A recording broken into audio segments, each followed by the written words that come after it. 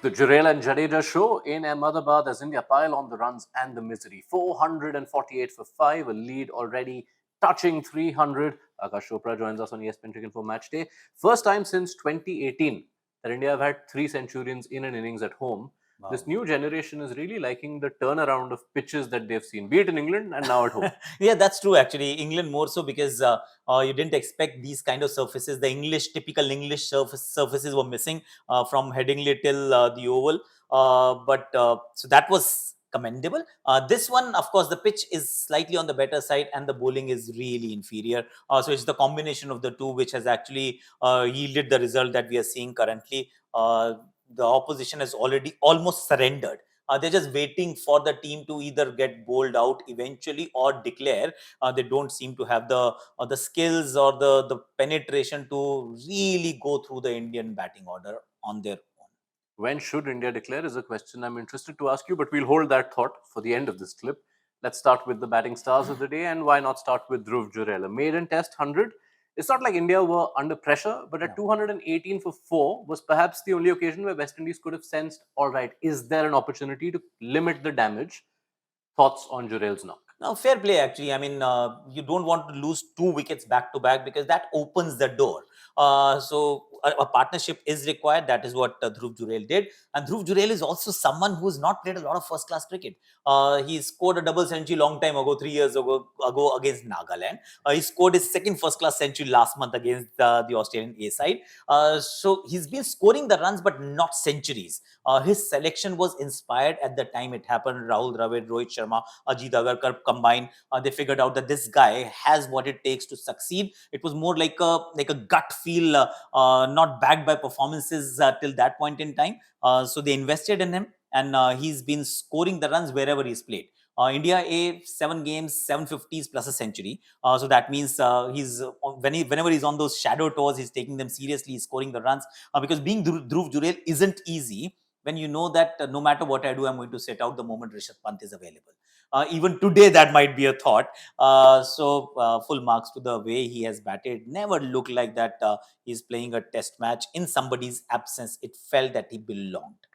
On that note, is with performances like these, if he were to get a few more knocks under Hmm. his belt, could he start making a case for India to consider him as a specialist batter even when Pant returns? Yeah, why not? I personally feel that there is still a space. There is a vacancy at six. See, Ravindra Jadeja is masking that beautifully at this point in time, and we feel that we will never need a number six batter because Jadeja will do the job. But you will need come slightly challenging surfaces, whether you go to South Africa or Australia next time. Suddenly, you realize that you need a bit of batting depth as well. Dhruv Jurel is making a strong case for himself. That place nobody has really taken. Number three is still open. I'm not considering him as number three, but number six, why not? All right, let's go to Jadeja then. He might be batting number 6. His batting form from this year suggests he could be batting 4, Yeah, 5, wherever he anyway. wants to. It's what, 7 scores of 50 plus in the last 9 innings now. What do you put Jadeja's batting down to in recent months? First, I think the belief, because he always had the batting ability.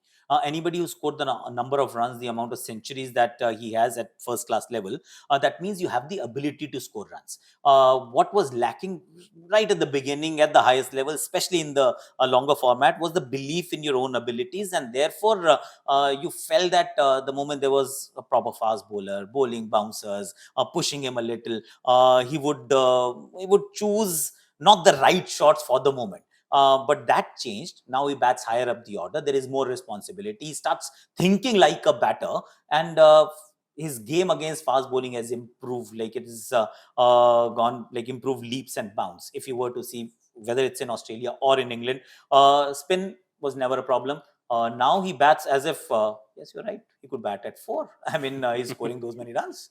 Yeah, the way he took on the spin in the initial part of his innings, he was stepping down the track a lot and with a lot of success. I think being a left-arm spinner and belonging to that part of the country, you know the threats, and the moment you neutralize the threats, you know that things are going to get easier. So, as a bowler, he would have known these marks, the foot marks that the two left-arm spinners are going to target, Carey Pair and Varican. He just stepped out, just completely threw them off their initial plans, and then just went on, did really well against Roston Chase as well. Something that was the highlight of his innings, which is slightly different from the rest, is his usage of feet. Coming down the pitch is something that we don't see with Jadeja with as much frequency. But once he did that, a lot of runs came by just going deep inside the crease as well. So one step ahead, or rather a couple of steps ahead, allowed him to score runs off the back foot as well. All right, and quick word on KL Rahul, who we might have thought would go on to make a much bigger score, Yep. but even just getting to that 100, which ends a 9-year wait for a Yeah. Test 100 at home, special. Yeah, well, of course, very, very special, because it's been a long wait. But the only thing about KL Rahul which stands out is so his two best years, and he has got two blocks of two.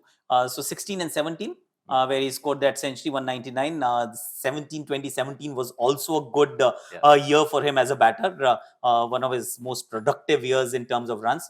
24 and 25. It's mirroring the same story. If he's on a roll, he has the ability and the habit to really pile on the runs. I really acknowledge and appreciate what he's doing, because white ball responsibilities are very different, are like in stark contrast. He's actually doing two of the most difficult things as an India player: batting lower down the order in 50 over cricket, opening the innings in test matches. I think these are the two most difficult jobs, and he's doing it very well. All right, good job, KL Rahul. That's a long wait that ends for him. West Indies, they've had long waits searching for wickets. Just your overall thoughts on their bowling. Did it seem bereft of ideas? Yes, and there was a time they could have actually taken the second new ball as soon as it was available. So there were a few moments. I won't say they never had a chance. They started the day strongly. I thought a slightly better field placement could have actually fetched them a wicket to begin with. Okay, that didn't happen. That passed. India dominated. That was supposed to happen on a flattish pitch, on a very hot sunny day. But then the second new ball, I thought there was an opportunity lost. By the time they got it, the ship had already sailed. Yeah, and it's those tactical decisions which you can work on, right? Because you've acknowledged the skill gap, Yeah, yeah. but your tactics and getting those moves right are the bits you need to get in place. And that is where I think others also get involved. It's not just down to the players. See, players will take a lot of time to become the cricketer, the best versions of themselves, and it might still be like work in progress. But then you have a coaching staff outside that has the luxury of time and view and access to technology and data and whatnot. So this should have come from them. This is when you start a day. You don't just look at the bowlers, you also get a peep into what the team think tank is thinking. Similarly, when to take the new ball or not to take the new ball is also a decision that sometimes is forced from the outside. So if that is also lacking, then there is a huge concern, because players will take time to mature. That's a reality. It's a sign of the direction this test match is going in. That the biggest question going into day 3 is how long will India bat? Do you now give Washington Sundar and Nitish Reddy a chance to make some runs? I feel more than Washington Sundar, Nitish Kumar Reddy should get a chance to bat. I am not sure whether he will. Again, the objective to play a test match is to win the test match. But along the way, if you can give everybody equal number of opportunities, it just makes things better, provided you're not changing the outcome. So I feel that Nitish Kumar Reddy is playing as a batter who can bowl and not the other way around. His primary job is to go out there and score runs, and when he has the ball in hand, of course, take wickets. But that is not his primary job. So already slotted to bat at 8. Only Kuldeep Yadav can bat maybe after him, and then the two fast bowlers. This is an opportunity. Allow him to score runs, because he's not going to bowl in the second innings. He bowled 6 in the first innings, won't bowl in the second innings, doesn't get to bat. Then you effectively played this test match with 10 people. Yes, that will be enough, but are you doing justice to Nitish Kumar Reddy? So if given to me, I'd say Nitish, bat, and till you are batting, I'm not declaring. All right. Thank you so much, Akash Chopra, for your time. India lead by 286 at the end of day 2 in Ahmedabad.